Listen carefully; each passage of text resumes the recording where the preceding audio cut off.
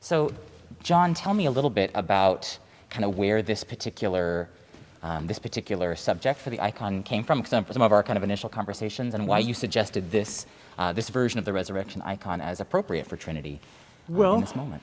There's a couple of things that were asked of us. First of all, we wanted to include more women. Mm-hmm. So the three women at the tomb seemed like the perfect icon for that.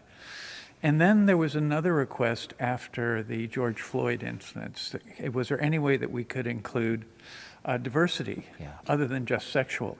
And thought about it for a little bit, going, no, there's only 4 characters. There's an angel and there's 3 women. And then it dawned on me, we have a tradition, in the West at least, that if you go to your nativity scene and you take a good look at the 3 wise men, one is Caucasian, one is black, and one is Oriental. Now we know they all came from Persia, so that wasn't historical, but what it wanted to show was that the whole world was coming to the crib, the creche, to worship the child. Mm-hmm. So that was a precedent for us to use to make the 3 women also of different races, so that we have a Caucasian. The first figure is usually considered Mary Magdalene. Mm-hmm. She's a Caucasian. Then there's another one of the Marys is black, and another one of the Marys is Oriental. The actual icon comes from an icon by Leonid Ouspensky, which is the one that we've been working from.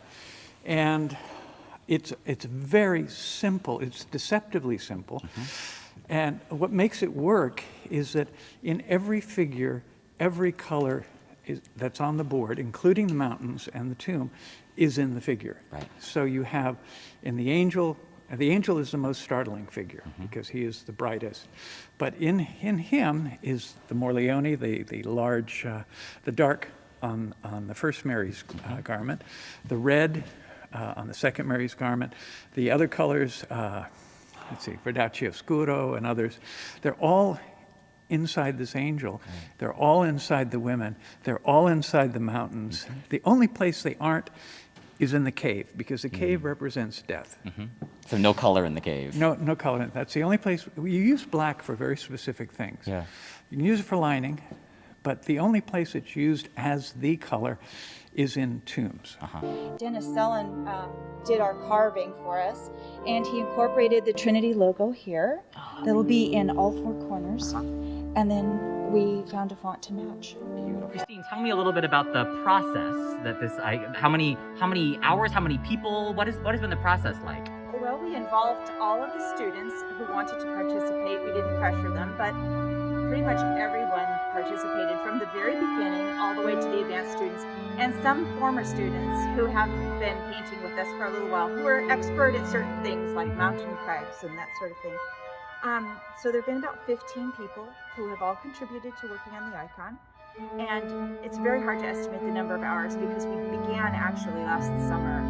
So many hundreds of hours of volunteer time in the cathedral, and then of course the preparatory time outside of the cathedral when we were doing the drawing and the geometry and all of the underneath elements that you don't see.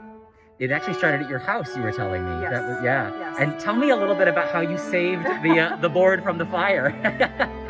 Well, we began this process with Ania, who did the geometry underneath it that helps to harmonize the proportions.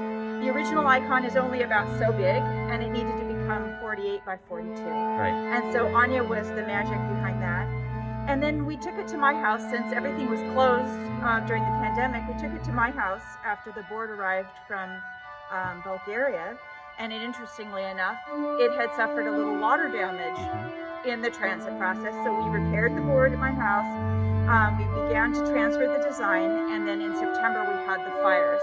And I live in an area where there's a lot of acreage, and the acreage started to burn. And I had 10 minutes to get out of the house. And so we took a couple of personal things, important papers, and the icon, and that was it. And we were out. And we were able to, so it was saved from water, and it was saved from fire. Yeah. But I think it really saved me in a way, because the wind shifted and my house was okay.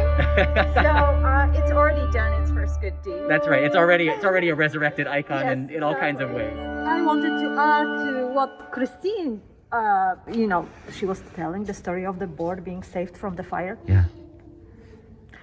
this board is very heavy. Yeah. So for two people actually being able to pick it up. Is kind of a miracle. Yes. Ania, will you talk with me a little bit about the spiritual preparation that you go through when you get ready to work on the icon, and then kind of how it's sort of the spiritual process for you of what it's been like to work on this icon? Yes, so when you start working on icon, you first learn the subject. And then, so because you do work, like, let's say if I work on Mary's face, Yeah. I do have to know about her. So she's writing, in me. Yeah. I'm just a vessel, I'm just a brush. So, and what I said earlier, icons, you work on icons, but they work on you as well. And every time it's a new experience, every time it's a new spiritual exercise. Yeah. And there's always, you find a connection point with your life, don't you? There's something that the icon is teaching you, even as you're working on it. In this particular moment, Yeah. yes, I do definitely. I'm starting a new beginning. Yeah. And